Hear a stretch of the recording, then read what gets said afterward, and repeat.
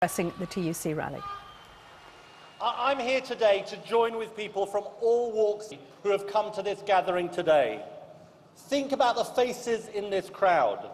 We've got young people looking on the film.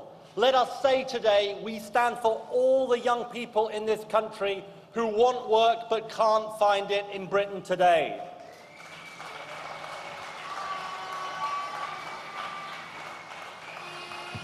We have nurses here determined to fight for the future of our National Health Service. Let us say that we stand with them, men and women, who want to defend our National Health Service in Britain today.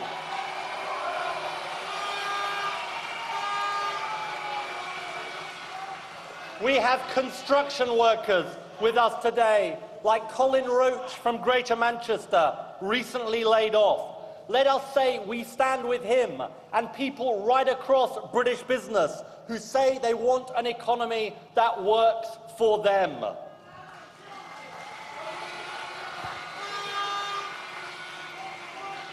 And we have with us today off-duty police officers.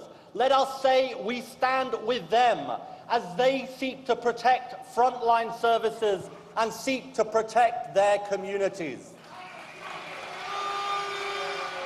And I tell you this, none of these people think that Britain owes them a living. None of these people are asking for the earth.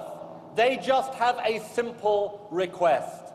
They want a Britain that works for them.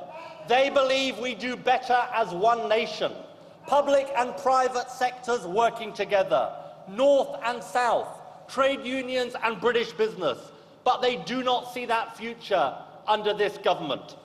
Instead, they see a government dividing our country.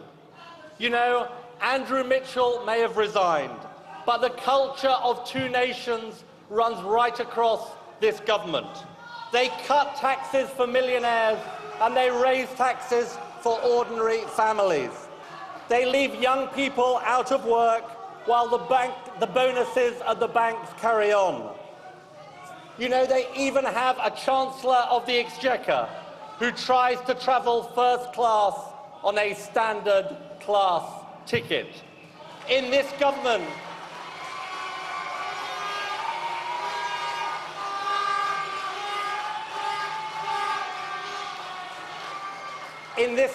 it's one rule for those at the top and it's another rule for everybody else. Everybody like you who plays their part and does the right thing. The trouble with this government is that while they thought they were born to rule, it turns out they are not very good at it. You know, a few weeks ago I asked, have you ever seen a more incompetent, hopeless, U-turning, pledge-breaking, make-it-up-as-you-go-along, incompetent shower than this Prime Minister and this government?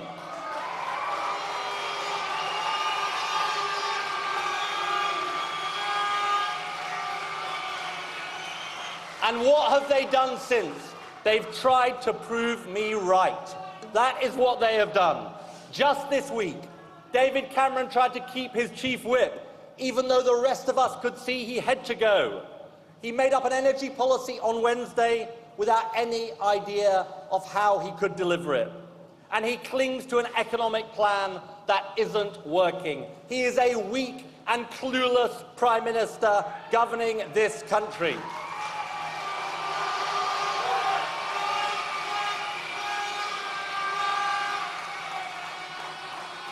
And you know, they're not just incompetent.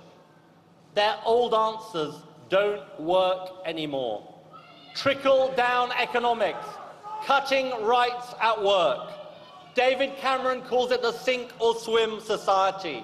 You don't build a successful country with sink or swim. You do it by building one nation. And that is what a Labour government will do.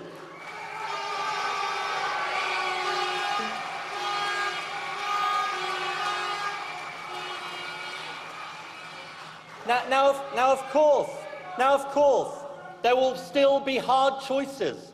And with borrowing rising, not falling, I do not I do not promise easy times.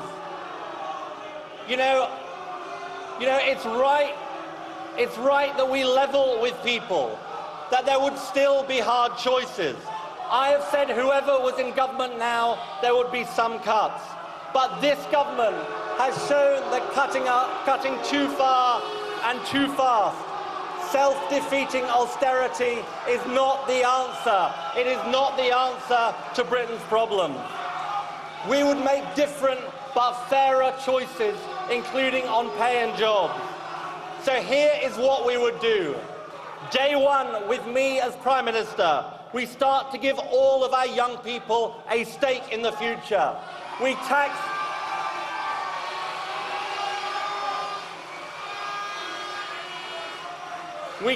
the bankers' bonuses, and we put our young people working again in Britain. We build 100,000 homes, and we get construction workers working again. We end the privatisation experiment in the NHS, and we repeal their NHS bills.